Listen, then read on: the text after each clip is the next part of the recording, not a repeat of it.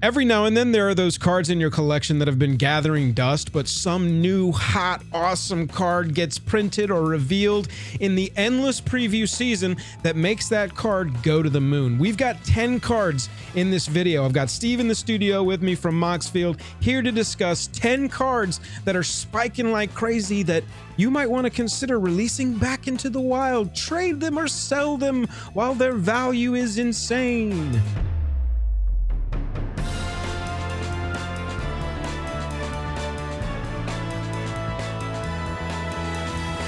Joel, our magic is brought to you by Card Conduit, the best place to sell your cards quickly and easily on the internet. TCG Player, the best place to buy them. Dragon Shield, the best way to protect them. And Moxfield, the only place to put your deck lists on the internet. Speaking of Moxfield, in the studio today, we have got Steve joining me. Steve, how you doing, buddy? I am doing great. How are you? Doing great. We've got some cards that are rocketing in price from the Space Rocket set. Did I tie that in? Did I land that one? Did I lander token that one? Oh my god. Warped incorrectly. Okay. Number 10 on our list is the extended art version of Quantum Misalignment from Universes Beyond Doctor Who. This card is up 90% over the last week, from $19 to about $36. And it's Cat Lady. Ladies and gentlemen, it's Cat Commander. Everybody is wanting to play the pretty cat as their commander recently, and Y'shtola loves Quantum Misalignment. You get a non-legendary copy of Y'shtola. It triggers all of her abilities in a perfect way. And then, oh, by the way, you get to do it again the next turn, and it also counts as a cast to trigger Y'shtola. This card's nuts in that deck. I mean, who doesn't like making things happen multiple times and just playing solitaire a little bit when you're playing a commander game? We played it this weekend. It was not fun, but it is a good time. I mean, it's always good to get out as many triggers as possible. And especially, having something coming in that isn't legendary, it's only going to make it even better. It was only a matter of time with this card. I've seen this card popping up in quite a few lists. So many commanders nowadays, the design is pushed all the way to, it's kill on sight. So if you have a second copy of it that's just giving you extra of whatever you're trying to do, it makes sense in a lot of blue decks to get a copy of Quantum Misalignment just to have, much less in something that it works beautifully like Y'shtola. Yeah, really anything that you're going to double your triggers or get something else ETBing in blue in any deck, it's going to benefit you. Like there's no downside to this card being in a deck that's running blue. Quantum Misalignment is a card that's popping off the back of a commander from the last set, but Lord Windgrace, the special guest version from LCI, the borderless special guest of Lord Windgrace, has popped 90% from like $5 up to nearly 10. Lord Windgrace definitely popping off of Hearthhull, the World Seed, and the Zarl deck. That is the World Shaper new Jund deck. Has everything to do with lands being sacrificed, lands coming back from the graveyard. It's basically a new version of the Lord Windgrace deck, and so it's common when this happens that the old commander becomes a member of the 99 and sort of like gets, demoted into the main deck when you want to play the new hotness as the commander that basically does the same thing. Yeah, this is going to benefit, especially for Edge of Eternities with the new landfall deck. It's going to be such a benefit in the 99 if you can get it out, keep it protected.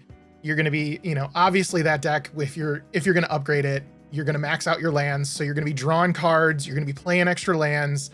It's all the things that you want to do. And it's a beautiful print of this card. So it looks good as well. The precon comes with the soul of Windgrace in the 99. That's the creature version, the cat avatar that's got some activated abilities of discarding lands, but getting the borderless special guest version from LCI.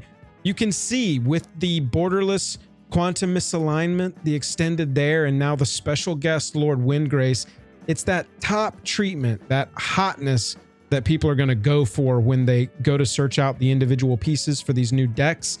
So that's causing the Lord Windgrace special guest to double recently. Yeah, and I think, I mean, you know, building commander decks, like, yeah, you can go grab a list and make it, but like adding in and figuring out what art styles you like, if you're loving the full art treatments on everything, if you want to go all foil, you can, all non-foil, you can as well. But like these, it gives you that personality and it gives you that flavor to do it. And even like with this Lord Windgrace printing, like it does feel on theme for Edge of Eternities. Like he could be standing on a moon being destroyed behind him. I think flavor wise, this does fit the deck. So like if you're one of those people who has to be on flavor with all of your art, this does align really well. Yeah, that's not a bad read. That does kind of look like an Edge of Eternities background, to be completely honest. Talking about things that look like they could have come from the sci-fi set, Tiller Engine is a construct. We've got a robot that is also relevant to the decks from that. The regular border and extended versions of this, both up 90% from around 20 to around 38. Tiller Engine, whenever a land enters the battlefield tapped under your control, choose one, untap it, or tap target non-land permanent and opponent controls. That deck is all about sacrificing lands, bringing them back from the graveyard. Lots of lands come into play tapped, especially if they're included in the precon. This is an instant way to upgrade the land base without upgrading the land base almost. But at $40, wow, has this Commander Dominaria United, precon exclusive except for the extended one that you could have gotten in collectors, you know, just popped off. I think it's time to part with these if you got them. Yeah, I mean, people are going to be picking this up quick. I think especially with Shocklands coming back, like you can have it come in tapped. If you've got Tiller Engine out, it'll come in, you untap it, you don't have to pay your 2 life. And then, you know, if you're playing it in a landfall deck too, you're going to get what, potentially three triggers off of this, depending on which, what cards you have out. So like no downside on this card for any landfall deck, but like also wise thematically, it fits everything Edge of Eternity right now too. So it's a good looking card, and if you've got it, part with it or put it in the deck. That extended art version of Tiller Engine is the only version that's not that regular border. There's not even foils of this card, so be aware of that as you're out there purchasing it. That's why this base copy is nearly $40 right now for the non-foil, because there's not one that exists. Next up, also popping because of the Jund deck and multiple decks, because this card is just good everywhere. It's Mossorn Hydra, specifically the extended art from Foundations. This one's doubled from $6 up to 12. This one does have foils. The foils are like 10 right now. That's definitely something worth looking into. This one's also got a mana foil that's like 47. That one hasn't really exploded recently. It's just kind of been holding at that 40. But Mossorn Hydra is now getting more and more attention. We're nearing the year mark of Foundations being out, Steve, but it hasn't quite been a year. But with a card where it's playing with landfall and with +1 counters and just being a good 3-mana creature, I feel like this is another fine wine card that every time anything synergistic to it happens, if we don't get reprints, and especially the special versions, they're all going to pop. Yeah, and especially with, I mean, in green, your ramp's good, so this is potentially not going to cost you 3 mana to get it out. You're going to be cheating it out. Ovia, if you've got Ovia out, it's a 1 cost for you now. And also, again, I'll mention the art. Looking at this, it still fits thematically in with this new set. It does in the full art. It looks like, they're ripping apart a planet or ripping apart a spaceship. So all you people who are building around theme, it fits. And then, I mean, in the landfall deck, like, it's a no-brainer to put this one in because you're going to just keep adding those counters on it. It's helpful when your commander itself can give you access to multiple landfalls per turn. That just makes the landfalls that much more potent, because that's really what you want to do, is try and trigger them 2 or 3 times in the same turn to really maximize gotcha value off of it against your opponents. Sarmon, the white hand in the showcase scroll, has doubled. It's up 100% from 25 to 50. We're looking at the showcase scroll version specifically. When you look at Sarmon the White Hand, you can get a copy of this for 50 cents. But what we're talking about is a card that has recently gotten popular as commander, I think, to build a secret commander deck, which would be the Kuja deck, the Black Mage's Ping deck with black and red already built into Sarmon the White Hand. You can add blue. You get a commander that says whenever you cast a non-creature spell, blah, blah, blah, blah, blah. It doesn't matter after that because all you're doing with that deck is casting non-creature spells as much as possible. And so you're going to get extra value off of doing that, an extra color in your deck, and you're in black, so you can just tutor up Kuja anyway. And you've got a secret commander deck going with an extra color. If that is the case, and that is why Sarmon the White Hand specifically in the showcase is popping off, it's because people want the pimp version as their commander. You gotta bling out your command. I think it's your personality point. You're matching your deck box. You're matching your sleeves if you can. It's the best way to do it. It really sets it off because, you know, especially if you have this version looks really, really cool with the art, and then you can make some big ass orcs because all you're doing in that deck is casting non-creature spells. That's your whole goal, is to make, you know, ping everyone for damage, and you're just going to have this huge blocker potentially as well if someone starts swinging at you, because they're going to take a lot of damage from a Kuja deck. So this is a fun one to build a little secret Kuja commander around. Gives you an extra lane to come at your opponents from, gives you the color to allow you to do counter spelling, which is always going to help the cause and cause the salt to flow. And it's even saltier with blue in this if you're playing Kuja, because it's a non-creature spell. So you're going to counter their spell and whack them in the face for damage. Double salt is the best salt. If you were building Sarmon the White Hand on Mox Field, having it as a secret commander Kuja deck could be fun, but you're going to get to play with the orc synergies. So in the search bar, if you type T:orc, type:orc, it's going to return all the cards that are in the color identity already, because it's already filtering that for you to automatically give you cards that are legal for the deck. And it's going to show you all the orcs that you might want to include. And you can also do the same with the search bar too. You can search everything that is, you know, non-creature spell, ping for damage, putting in each opponent as well. So really keying in and using the syntax in your search is going to make your deck building opportunities for this deck specific, you know, for all your decks really, that much easier for you, and speed up your time and give you the most efficient list to pull from, because it's going to be matching all the colors. It's not going to give you anything out of the box. So it's all right there, as simple as possible. From there, you're just drag and dropping your cards into your deck, and then you're getting it, and then you're pinging people for damage, and your friends aren't going to call you anymore because you're countering their spells and hitting them in the face for ping damage. Yeah, and again too, as you're building out this deck, you know, once you've got all your cards in there, make sure you are setting what printing you have with the Sarmon the White Hand. If you've got the blinged out foil version in the scroll, make sure you're hitting that in there, adding it to your collection, adding it to any of the other decks you have. And if you've built this deck out and you haven't, you know, if you're missing cards, you can click on the side, you can buy the cards right then and there. It'll take you right where you need to go, and then you're good to play in real life. There's nothing I love more than sharing my Mox Field for a commander deck and being like, oh, by the way, all the additions on there are accurate. They represent the cards I've actually got in the deck. What's up? Nihiri Forged in Fury, the specifically showcase version from March of the Machine, the Aftermath. Wow, has this one popped. This one's up 108% from $25 to $52. I got to tell you, it is kind of nice that at the end of last year, around like September, October, I was like, you know what I'm going to build an equipment deck. I'm going to buy a lot of the coolest versions of the equipment deck pieces, and I'm going to build an equipment deck just on a whim. Let's do it. I bought a Halo foil Nihiri Forged in Fury showcase.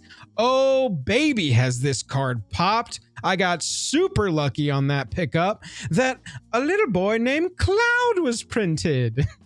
Nihiri for Cloud, it's just a match made in heaven. Like, you're pulling artifacts, like if you have two different Clouds, you can put if you're building the 3-color cloud, you can put the other cloud in it too, and then Nihiri's there as well. And it's just even beyond busted because that's what you've done. Like, I'm running the mono white cloud, you're running the 3-color one. So right. it's a good card. And also too, the artwork on this is just beautiful. It's fantastic. Really love it. I really love this treatment. You know, March of the Machine Aftermath did give us a few good cards, a few good treatments of some cool cards. Yeah, people are running this in 3-color cloud. People are running this in 2-color cloud, Planet's Champion. People are running this in Sephiroth Fallen Hero modified deck. They were already running it in Captain America, but it was still cheap then. Right now, the specifically cool version, this one, the showcase, is popping like crazy, and it's because specifically equipment has gotten a major injection in the arm from 3-color cloud from Final Fantasy. And I think even too with the new spacecraft coming out with Edge of Eternities, like equipment and things are still, it may keep going up because of all the stuff that's coming out with his next set too. Especially the special versions, these showcase versions. Yeah, I could see it. Magistrate's Scepter is our 4th most popped off card. It's up 158% from $3 to $7.50. And y'all, this one is popping off because it has 2 little words on it. Well, 4 little words, I'll say. Charge counters and another turn. Those 4 words have made this card explode because we just had a brand new commander deck printed featuring In Spirit flagship vessel that once you station it just 1 power, it's going to put 2 charge counters on up to 1 other target artifact at the beginning of combat on your turn. What's the most busted thing we can do with that? Take extra turns. You're going to be taking an extra turn every single time. Like, it's if you've got 4 mana, and I'm sure there's not a way to have 4 mana immediately, you know, turn 3, turn 4 to make this work. So it's not busted at all. Look, it doesn't matter because the thing is you play it, you go to combat, you put 2 charge counters on it. Something is going to proliferate something. Yep. You tap it, you take an extra turn, go to your extra turn, go to combat, put 2 charge counters on it. Something proliferates something. And suddenly you're in an infinite turn loop. It's so easy with Magistrate Scepter to go infinite with this deck. Yeah, I put this in the sideboard of my upgrade because I was just like, look, this is going to be so mean. But yeah, you probably should give it a look. It's really strong in this deck. And the market agrees. Up to $7.50 for this. This is the kind of card, though, if this got a reprint, this one would get tanked. This isn't like a special version. This isn't some scarcity play. This is just a card that was printed in Mercadian masks and has only been reprinted in Core Set 2019. So it's scarce. That's it. Lazoteps Sliver at number 3 in our video has jumped over 236%. From $3.50 up to $12. This is a card that was only in Commander Masters. It does have an extended art version. That's the card, that's the version that we're talking about here that's jumped and is now at like $9 plus to get a copy on the market at Light Play. You've got your base copy that's jumped. It's around $20. Both of these have hopped off the back of not only a reprint of a major Sliver commander, but a new Sliver card. Thrumming Hive Pool is driving the ship here. It's affinity for slivers. Slivers you control have double strike and haste. Beginning your upkeep, create 2 1/1 colorless Sliver creature tokens. And you slap in the Sliver Overlord and that special guest printing as your commander. You got a soup going on right there. Like, it's a Sliver soup. A soup both in the art and actuality. Sliver Overlord special guest card looking sick, giving people access potentially to a powerful commander for the archetype. Thrumming Hive Pool, 1 Sliver card. 1 Sliver card in this set is making cards go pop. Lazoteps Sliver, this is the kind of card when you're looking backwards, you're looking at what should I grab from a set in that like 3-month mark before it passes out of memory and just fades into antiquity. What should I grab just in case it doesn't get reprinted before the stuff pops again? Lazoteps Sliver. Brand new Sliver for Commander Masters. Only the 2 printings, extended and regular border. And it's just a matter of time if this one doesn't get hit with the reprint machine when interest regrows in slivers, that stuff like this is going to pop. Got a strange one here with Aura of Dominion, our number 2 card on the list today, 679%. It's just ridiculous when a card goes from $1 to $8.50 to say, this card's up 680%, baby. This is an uncommon from Champions of Kamigawa, only ever printed in Champions of Kamigawa. Scarcity. And this one is popping crazy off of Kylo Apogee Mind. That is one of the new commanders from the Jeskai Counterintelligence Precon deck. It says whenever it becomes tapped, proliferate. Aura of Dominion says pay 1, tap an untapped creature you control, untap enchanted creature. Seems like we could get some infinite proliferation strategies going pretty quick with Aura of Dominion, eh? Yeah, and then could you give yourself infinite turns with Magistrate Scepter? Magistrate Scepter, yeah. Easy. Infinite turns, infinite untaps. It's, yeah, easy peasy. So this one's even easier. 1 with 2 blue, like it's done. It's broken already. If you happen to have a box of Champions of Kamigawa sitting in the back of your closet somewhere, now's a great time to go dig out, look for the uncommons, and grab all the copies of Aura of Dominion you have. And look, if you're looking to build this deck, this will be a cool enchantment aura to get in a few months. Just wait. Proxy this. It's going to get a reprint at some point. It'll go down like crazy. It'll just crash. This is a complete scarcity play. Some of the others on the list, Sarmon, special guest Lord Windgrace, those are specific treatments that are popping because they're the most prized version of that card for the new commander deck, the new hotness. But Aura of Dominion, full scarcity. It's the exact same as our number 1 card, Spike Cannibal. This is up. Wait for it. Are you ready for this? Wait for it. 1,238%. Over 1,200% up. That just means it's gone from 47 cents up to $6.29. This is an uncommon. It's from Exodus. The best I can tell, because this card doesn't like slot in automatically to any new commanders from Final Fantasy or any of the new commanders from Edge of Eternities, but it hates on +1 counter strategies. And if you haven't been paying attention this year, there's been quite a bit of +1 counter strategy popping around. Spike Cannibal comes into play. You move all +1 counters from all creatures onto Spike Cannibal. That seems like some spicy tech to get rid of all of your Titus woes. Yeah, partner this with, some root removal, sack the Spike Cannibal. Ozolith picks up all the counters, move all the, go to combat, move all the counters to a bigger creature and whack them with your commander. Something with trample. Something with trample. Yeah. Like it's, if you can find it in your bulk, like it is going to if someone's going to hate you for this card. It's so funny. The top commanders online that this is run in, things like Maha, things like Nethroi, because you can bounce it back, return it, things like Atraxa that's going to proliferate. It's so funny seeing this one at the top of the list just because, again, best I can tell as to why it's spiking, because it's not getting played in like a legacy deck out of nowhere.